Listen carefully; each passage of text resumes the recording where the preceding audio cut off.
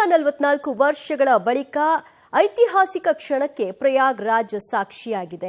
ಕುಂಭಮೇಳಕ್ಕೆ ಲಕ್ಷಾಂತರ ಸಂಖ್ಯೆಯಲ್ಲಿ ಭಕ್ತಾದಿಗಳು ಆಗಮಿಸ್ತಾ ಇದ್ದಾರೆ. ಉತ್ತರ ಪ್ರದೇಶದ ಪ್ರಯಾಗ್ರಾಜ್ನಲ್ಲಿ ಮಹಾ ಕುಂಭಮೇಳ ಆರಂಭವಾಗಿದ್ದು ಜನರ ಗಮನ ಸೆಳೆಯುವಂತಹ ಪಾಂಟೂನ್ ಬ್ರಿಡ್ಜ್ ಈಗ ಎಲ್ಲರ ಆಕರ್ಷಣೆಯ ಕೇಂದ್ರ ಬಿಂದು. ತ್ರಿವೇಣಿ ಸಂಗಮಕ್ಕೆ ಸಂಪರ್ಕಿಸುವಂತೆ ಬ್ರಿಡ್ಜ್ ನಿರ್ಮಾಣವನ್ನ ಮಾಡಲಾಗಿದೆ. ಗಂಗಾ ನದಿಗೆ ಅಡ್ಡಲಾಗಿ 64 ಬ್ರಿಡ್ಜ್ಗಳ ನಿರ್ಮಾಣವನ್ನ ಮಾಡಲಾಗಿದ್ದು ತ್ರಿವೇಣಿ ಸಂಗಮಕ್ಕೆ ಸಂಪರ್ಕಿಸುವಂತೆ ಬ್ರಿಡ್ಜ್ ನಿರ್ಮಾಣ ಆಗಿದೆ.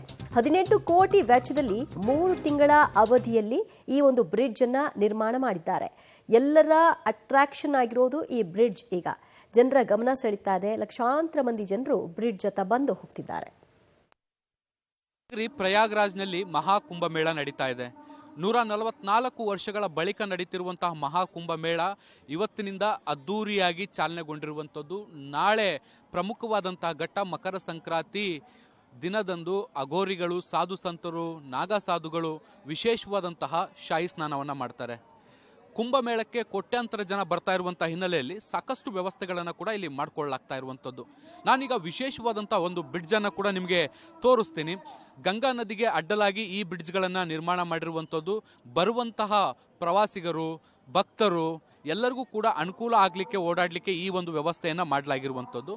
ನೀವು ದೃಶ್ಯಗಳಲ್ಲಿ ಈಗ ಗಮನಿಸ್ತಾ ಇದ್ದೀರಿ ಪಾಂಟೂನ್ ಬ್ರಿಡ್ಜ್ಗಳನ್ನು ವಿಶೇಷವಾಗಿ ಇಲ್ಲಿ ನಿರ್ಮಾಣ ಮಾಡಲಾಗಿದೆ.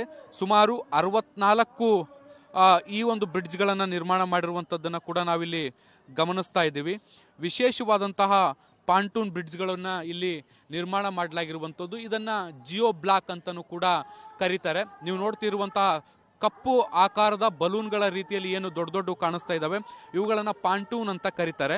ಈ ಪಾಂಟೂನ್ಗಳಲ್ಲಿ ಏರನ್ನು ತುಂಬಿರಲಾಗಿರುತ್ತೆ, ಗಾಳಿಯನ್ನು ತುಂಬಿರಲಾಗಿರುತ್ತೆ.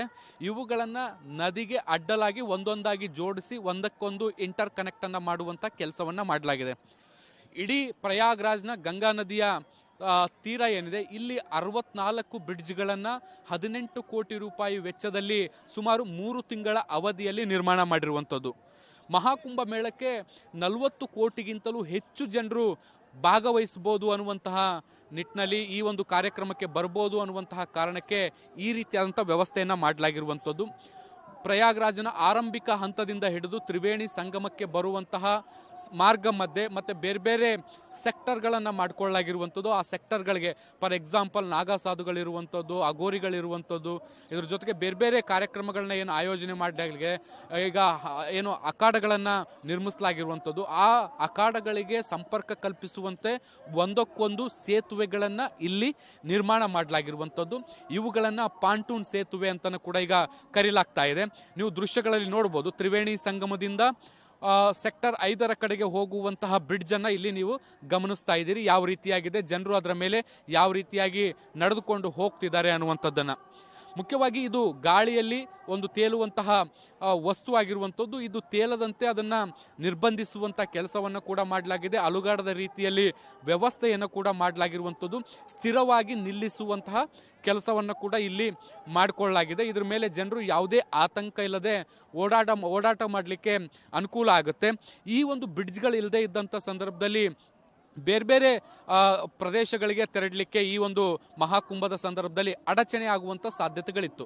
ಹೀಗಾಗಿ ಉತ್ತರ ಪ್ರದೇಶದ ಸರ್ಕಾರ ಈ ರೀತಿಯಾದಂತಹ 64 ಬ್ರಿಡ್ಜ್ಗಳನ್ನು ನಿರ್ಮಾಣ ಮಾಡಿ ಒಂದು ಪ್ರದೇಶದಿಂದ ಮತ್ತೊಂದು ಪ್ರದೇಶಕ್ಕೆ ಕನೆಕ್ಟ್ ಮಾಡುವಂಥ ಕೆಲಸವನ್ನು ಕೂಡ ಮಾಡಲಾಗ್ತಾ ಇದೆ. ನಾನು ಹಾಗೆ ಒಮ್ಮೆ ಪ್ಯಾನ್ ಮಾಡಿ ತೋರಿಸ್ತೀನಿ, ನೀವು ನೋಡ್ತಾ ಹೋಗ್ಬೋದು ದೃಶ್ಯಗಳಲ್ಲಿ.